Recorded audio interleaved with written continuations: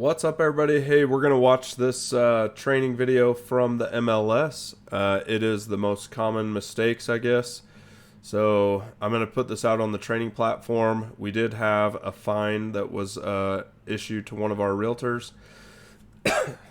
Excuse me. It was something that I had no clue. I knew we needed to list property quickly, but I didn't realize that there was a fine for the certain thing that happened, which was our agent took the listing. Listing wasn't ready to be put on the MLS, and then when they did go to list, they put in the original listing agreement deadline, which is what I thought should be done, and they gave us a fine because it didn't hit the MLS within 5 days of that agreement. And so it's really kind of an awkward thing. To me, it's a redundant rule.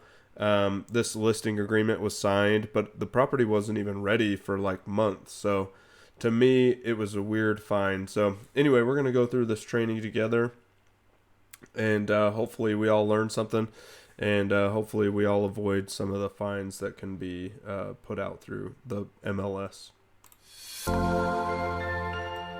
I'll turn that Welcome down to the UtahRealEstate.com MLS Rules Overview class. This class will cover various rules-related topics, including information about why the MLS has rules and how these rules are created. We also will provide a summary of some of the MLS rules that most affect practicing real estate professionals in their use of the multiple listing service. Last, we'll provide some insight into the compliance reporting process and cover how compliance complaints and issues are handled. In the first section of the class, we're going to take a look at the purpose and the origin of the MLS rules. As we discuss these topics, we'll answer the questions: why are there rules, and where do they come from? One of the major benefits of the MLS is that listing information in the system is highly reliable. In order to help maintain reliable information, there are various MLS rules that are related to promoting data accuracy. For example, there are timeframes for how quickly listing information must be updated. And there are also rules related to what type of information must be disclosed on a listing to other cooperating agents. The MLS is a unique space. It's a place where competitors from different brokerages come together to market their properties to one another. Cooperation amongst brokers and agents is essential for showing properties, for presenting and negotiating offers, and ultimately for ensuring the completion of a successful sales transaction. From a rules standpoint, cooperation can be something as simple as reporting a sale accurately and in a timely manner, so that other agents can use that sale as a comparable property. Now that we've outlined some of the benefits of having rules that govern brokers and agents' use of the MLS, we're going to provide a brief overview of how specific MLS rules are created. There are several different types of rules, regulations, and policies that govern brokers and agents in their profession. For example, there is the Utah Division of Real Estate, which has policies that aim to protect the public and promote responsible business practices. There's the National, State, and Local Realtor Associations, which have guidelines related to ethics and professional standards. Different brokerages may also have their own internal policies and guidelines, which members of that brokerage agree to follow. Last, and what we're going to focus on for the purpose of this class, there is the Multiple Listing Service, which has rules and requirements related to the use of the MLS system. So, where do the MLS rules come from? A majority of the MLS rules that UtahRealEstate.com adopts are actually policies from the National Association of Realtors Handbook on MLS policy. There are certain policies in NAR's handbook which realtor-affiliated MLSs are required to adopt, while other NAR policies are recommended or optional for adoption. In addition to the NAR policies that are included in the UtahRealEstate.com rules, there are local rules that are approved and incorporated into the MLS rules by the UtahRealEstate.com Board of Directors. This board is made up of practicing broker and agent MLS members who are elected to represent our shareholder associations and boards, which includes the Northern Wasatch Association of Realtors, the Salt Lake Board of Realtors, and the Utah Central Association of Realtors. We've provided a foundation for understanding the importance of having MLS rules, as well as information on how the rules are created. Now we're going to shift and cover some specific rules related to the most common rules-related issues that we see at the MLS. We'll include some key takeaways, as well as some helpful tips on how to avoid specific rule issues. Accuracy of information can relate to a wide array of different types of listing details.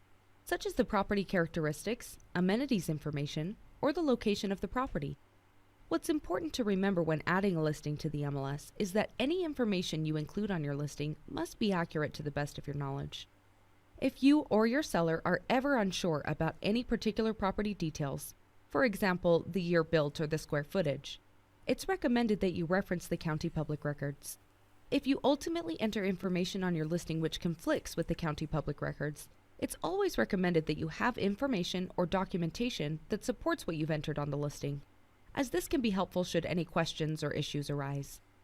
It's important to know the source or origin of the information that you enter on your listing in the MLS.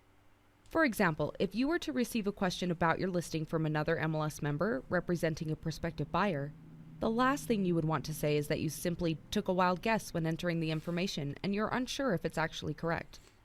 You also don't want to inflate information in an attempt to receive more interest in the property, as this can lead to issues when a buyer does their due diligence. Last, while cross-referencing certain information from a prior listing can be helpful, it's important to keep in mind that things change, especially when it comes to property attributes such as upgrades or HOA-related information. You always want to make sure the information you include on your listing is up-to-date and accurate, which means you should never rely solely on information from a prior listing. One of the most common compliance issues we see at utahrealestate.com is not adding photos to a listing in a timely manner. Photos must be added to residential listings within 2 business days of a listing being active on the MLS. Adding photos to your listing is extremely important. For example, you don't want to risk a potential buyer glossing over your listing because there are no photos of the home included on that listing. You can be as creative as you want with the order and arrangement of your photos. However, all residential listings do need to have a minimum of 2 different photos. These photos must include at least 1 picture of the exterior of the home and at least 1 picture of the interior of the home. All photos must also be a true representation of the property or of an attribute or amenity of the property. For example, a picture of the community clubhouse or pool would be considered an amenity of the property. A picture of the mountain view from the backyard would be an attribute of the property. On the other hand, a picture of the Great Salt Lake for a property listed in Lehigh would not qualify as an attribute or amenity of the property. On rare occasions, sellers will request that photos of their property be withheld from the internet, or that photos on the listing be limited to photos of the exterior of the property only. In these cases, you will need to have your seller complete a photo opt-out form. This form is found within the forms library in the MLS. When the form is submitted to the MLS, we tag the listing, so that other cooperating agents are aware that the seller has opted out of having photos. Other common scenarios are cases where a photographer is busy and can't come out that week for a photo shoot, or the property is not yet staged for photos. If these types of scenarios occur and you want to delay the marketing of the property, we recommend entering the listing and immediately changing the status to the off-market status. When a listing is in the off-market status, days on market do not accumulate, and photos are not required until the listing is changed to the active status. Using That off-market status, that's what they coached us to use for the listing that got the fine. So since it wasn't quite ready, then we should have put it onto the MLS and put it as off-market and then gone active once it was ready. So kind of interesting stuff here. this status lets other agents know that you have a listing agreement in place, but the house is not yet ready to be marketed. Like we discussed on the last slide, listing accuracy is of the utmost importance. This notion also extends to the photos you use on your listing. You want to ensure the photos you use accurately represent the property. Including photos from years past can present an issue if, for example, the house was remodeled or the landscaping in the yard changed. Last, a photo-related issue that can have serious implications for brokers and agents alike is using another MLS member's photos, or, in general, using photos without the proper permission. The MLS rule related to the use of photos is pretty straightforward. No MLS member may use another MLS member's photos without prior written permission. To break this down into a little more detail, you should never save photos from another agent's MLS listing on your computer, and then add those photos to your listing in the MLS.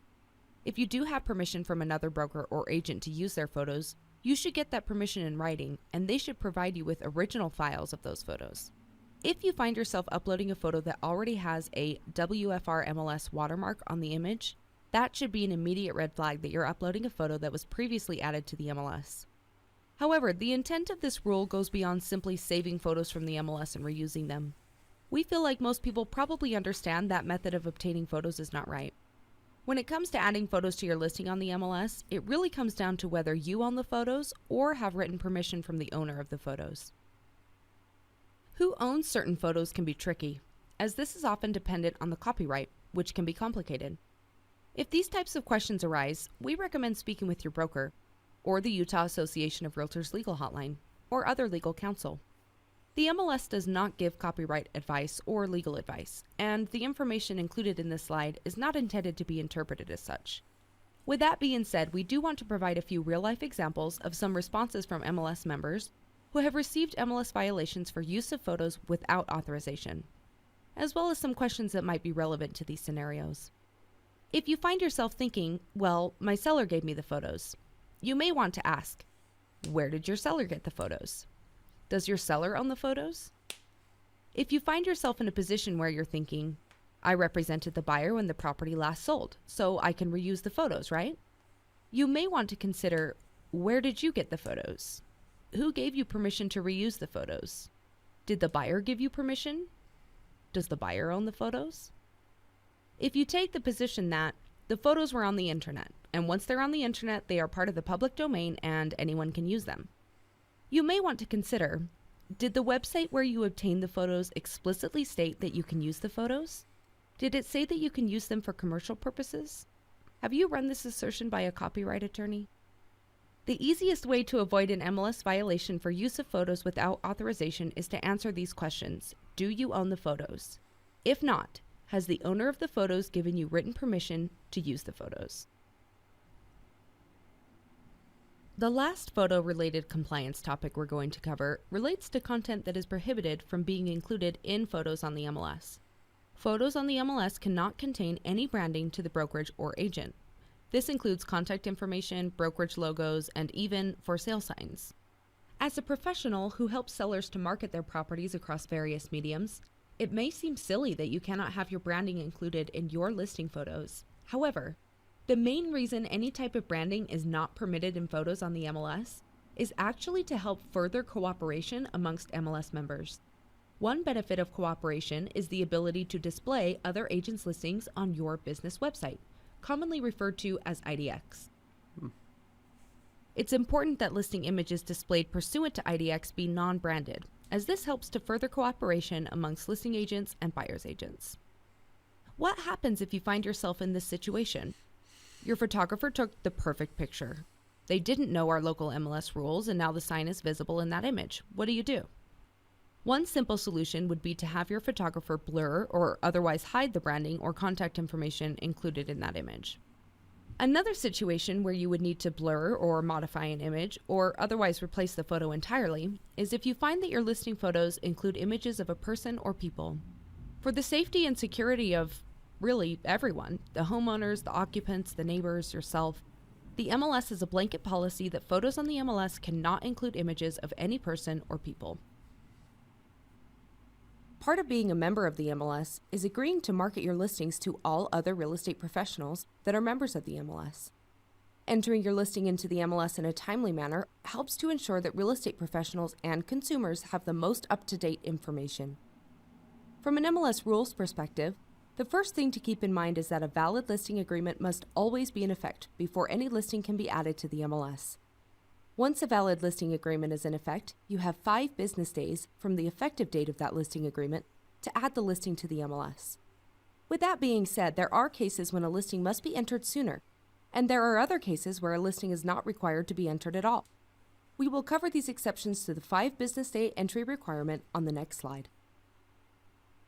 As mentioned on the last slide, generally speaking, a listing must be added to the MLS within 5 business days of the effective date of the listing agreement. On the slide is a breakdown of exceptions to this rule. The most important exception to keep in mind is the Clear Cooperation and Public Marketing Policy, which is an NAR and MLS rule that states if a property is publicly marketed in any way, then a listing for that property must be added to the MLS within 1 business day of the date the property is first publicly marketed. In other words, if you take a new listing and you do any form of public marketing to promote that listing, for example, if you place a for sale sign on the property, or if you share the listing on social media, or if you send out a mailer for that listing, then you have 1 business day from the date of that marketing to add the listing to the MLS. On the screen are some examples of what is considered public marketing. Examples include having a for sale sign or other brokerage sign in the yard of the property, sharing a listing on social media, sending promotional emails about a listing, which includes email blasts to other agents and brokers, sending out mailers, placing a flyer in the window of your office, digital marketing, whether that be adding the listing to a portal website, your own business website, or a private listing network group. In sum, public marketing would be any method that makes a listing available to the general public or to other agents from other real estate brokerages. While the clear cooperation and public marketing policy is a rule that essentially trumps the 5 business day entry requirement and requires you to enter your listing sooner, there are other cases where the 5 business day entry requirement does not apply at all. That part about having to put it on the MLS a little earlier is kind of an interesting thing. Excuse me.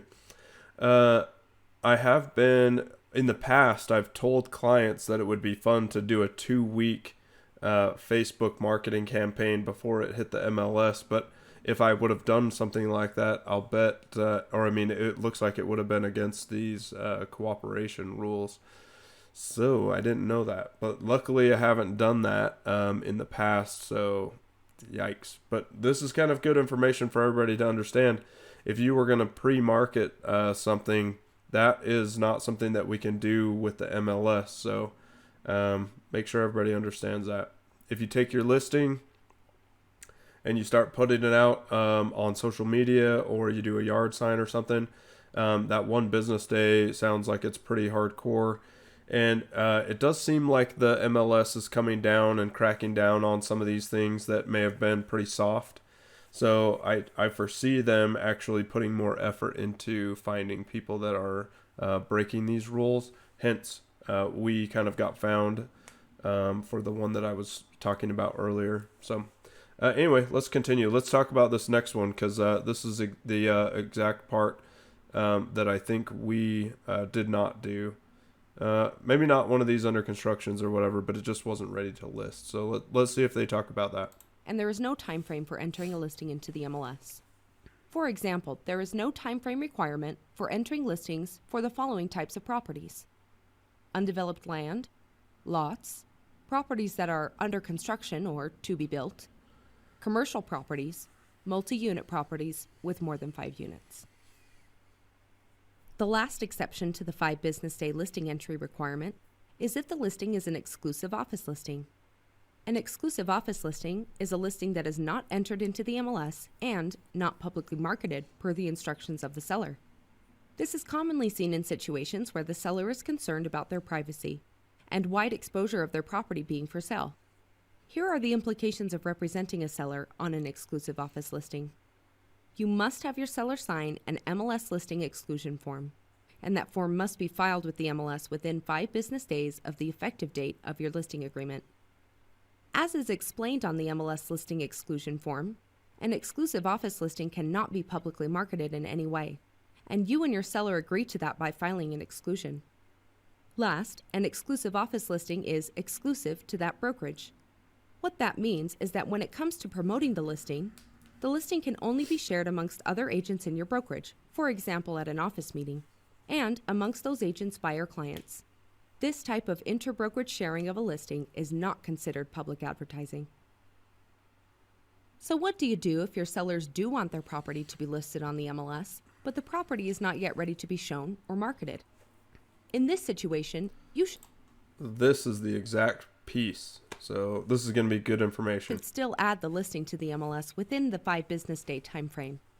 However, you can place the listing in the off-market status. Placing a listing that is not ready to be marketed or shown in the off-market status has several different benefits. First and foremost, one of the real benefits of using the off-market status is that other cooperating agents, especially other agents who may live or work in that market, are aware that you have the listing.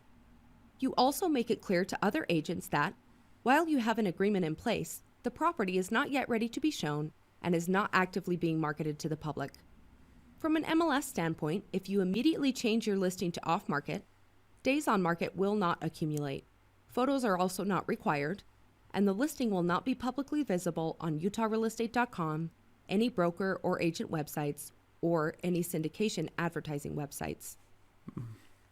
But what if you use a coming soon marketing tactic to create hype about your listing? The MLS does not have a coming soon status. If the marketing of a property is promoting the property as coming soon to the public, a listing for that property must be added to the MLS within 1 business day of the public marketing. In such cases, a listing can be in the active status if being shown within 5 business days of the listing being active on the MLS. Otherwise, the listing would need to be in off-market. On the screen is a breakdown of the difference between the use of the off-market and active status. As we've discussed, accuracy of information is extremely important to ensure that all MLS members are able to convey the best information possible to their clients. The status of a listing is one type of information that will change throughout the life of a listing, and the accuracy of this information really depends on making sure status changes are reported to the MLS in a timely manner. Few things are more frustrating than your client expressing interest in a particular property, only to later find out that the listing status is outdated and That outdated status is just so crazy, and that's why I try to get my clients to not use Zillow because all of it's outdated, or most of the time. property is actually no longer available. With a few exceptions, a listing status change must be made within 3 business days of the date the status change occurs, at the latest. There are only 2 exceptions to this rule. 1. If a listing agreement is canceled and terminated, that listing must be changed to the canceled status within 24 hours. The second exception is when a listing is sold. Because it can take some time for closing documents to be dispersed, you have an extended time frame for reporting a listing as sold, which is 5 business days. When it comes to reporting sales, reporting in a timely manner allows other MLS members to use sales as comparables or for statistics. It's also important that the sales information that you report on your listing matches the information on your settlement statement or other closing documentation. When a listing is changed to the sold status in the MLS, both the listing agent and the buyer's agent receive an automated email that outlines the sold information reported on the listing. This email is intended to simply be a confirmation message, but it can also be helpful for buyer's agents as it allows them to double-check the sold information that was reported by the listing agent. If there is any additional sales-related information you want to disclose to other MLS members about the transaction, such as the specific concessions paid, you can always use the closing remarks field to disclose that information. In addition to the closing remarks field, there are 2 primary remarks fields in the MLS. The first of those fields is the public remarks field.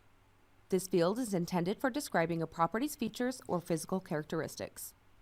This field is considered public because it is included in any client printouts or reports. This information is also sent to other MLS members' clients through listing alerts and displayed on broker and agent websites. For these reasons, the remarks field cannot contain any type of branding or contact information, which includes your name, the name of your team or brokerage, phone numbers, email address, or any website address. The last key remarks field is the agent remarks field. The agent remarks are used to provide information about the listing to other members of the MLS and is only visible to members of the MLS. This field can be used to provide instructions regarding the process for submitting offers or for conducting showings. This field is also the only place where you can include any sensitive information that you would not want to advertise to the public, such as gate codes or information about whether or not the property is vacant. In this next section, we will cover a few questions we often receive about advertising. All members have an obligation to always present a true picture when advertising their listing to other MLS members, and in the way they represent their listing to the public. The 2 most common issues seen at the MLS are types of listing manipulation, often intended to deceptively drive consumer traffic to a listing. The first example is an improper practice where a listing is canceled and then immediately relisted, so that the newer listing is presented as having 0 days on market.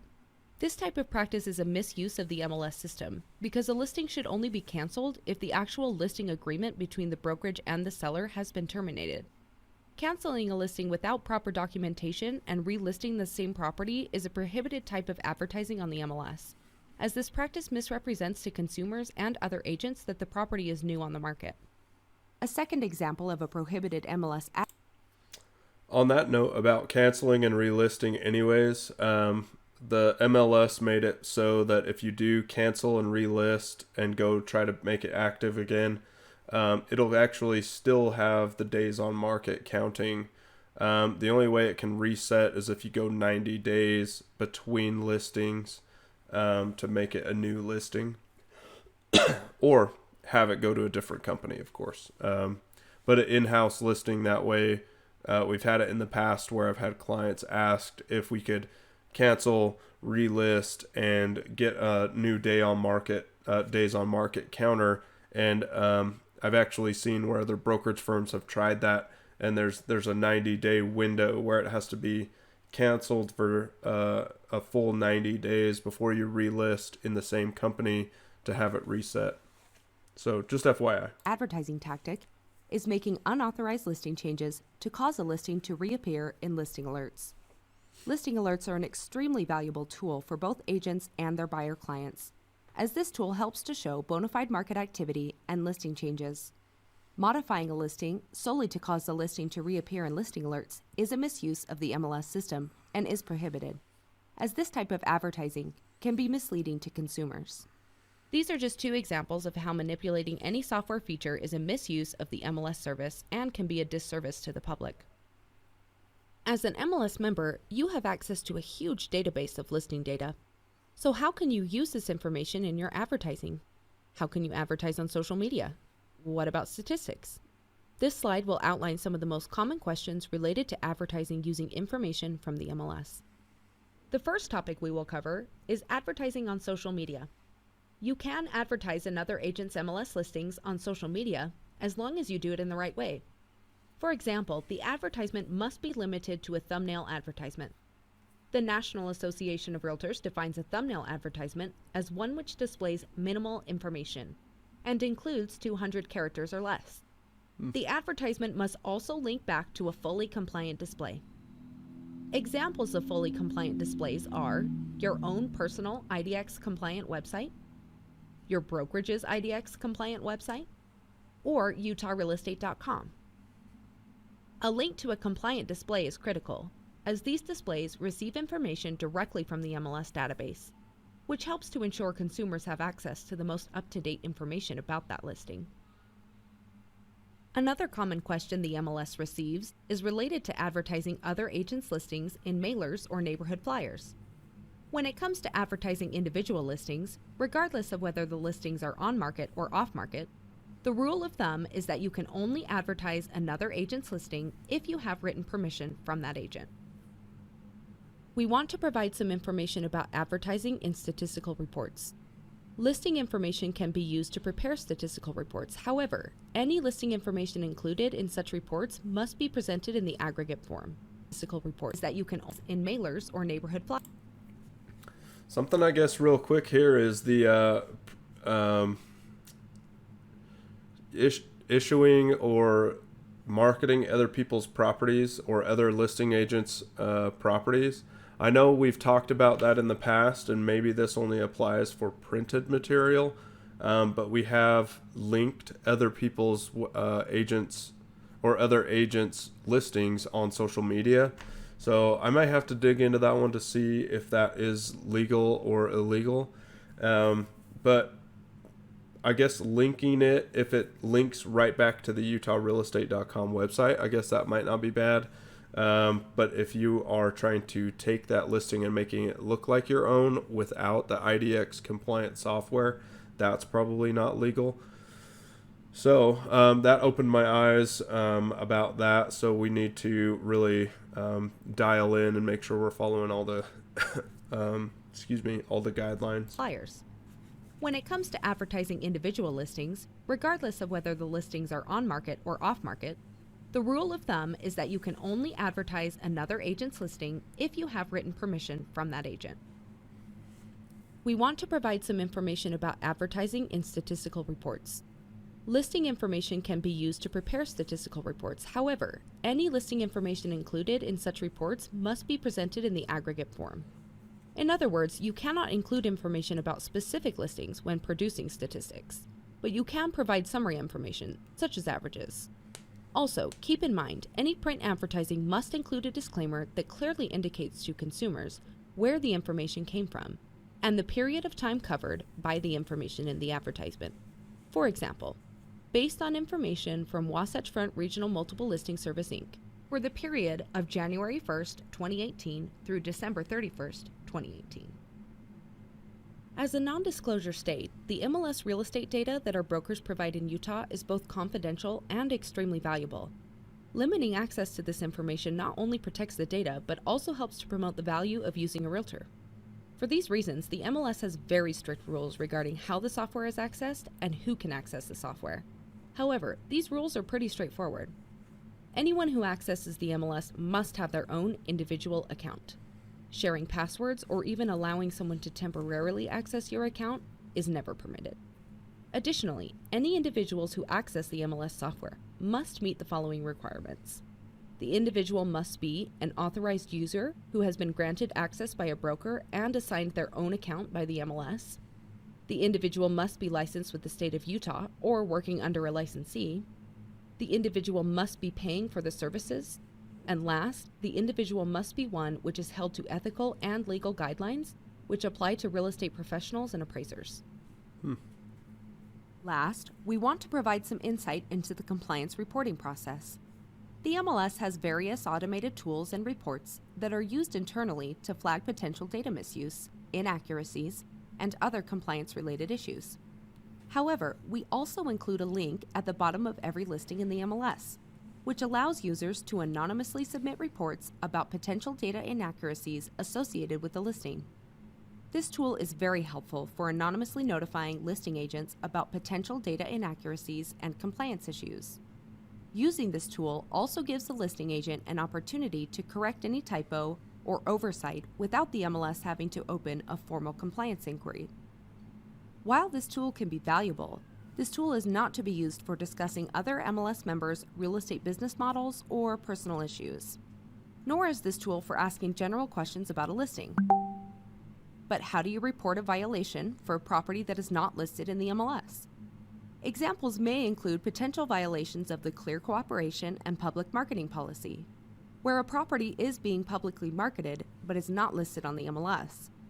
Another example may be a mailer that includes the sales price information about a property that the advertising agent did not sell.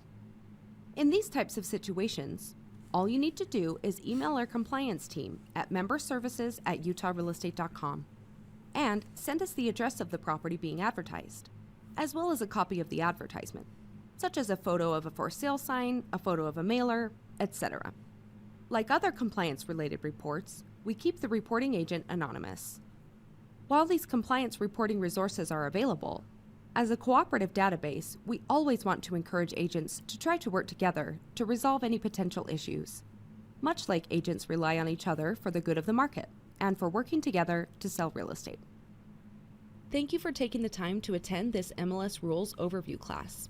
If you have any questions about any of the information provided in this class or questions about compliance-related topics not covered in this class, please feel free to call our Member Services Department. If you attended this class in order to resolve a fine for an MLS violation, please click the link below to ensure you receive credit. All right. Well, I'm going to end the video here, and then I'm going to click through and get our fine removed. Man, excuse me. You guys know I just had COVID 2 weeks ago, blah, blah, blah, whatever. It wasn't too bad. Anyway, I'm excited that we went through this training, and hopefully it will bring a lot of light to what we need to do to be compliant with the MLS. We have not had any issues until now with anything with the MLS, but as we continue to grow, I am sure that we'll have more opportunities for people to kind of do something that might be outside of those rules. And so I really want to make sure that we're training and becoming better as realtors on our staff. So thanks for watching this, and hopefully you guys follow all the rules. Okay, we'll see you guys next time. Later.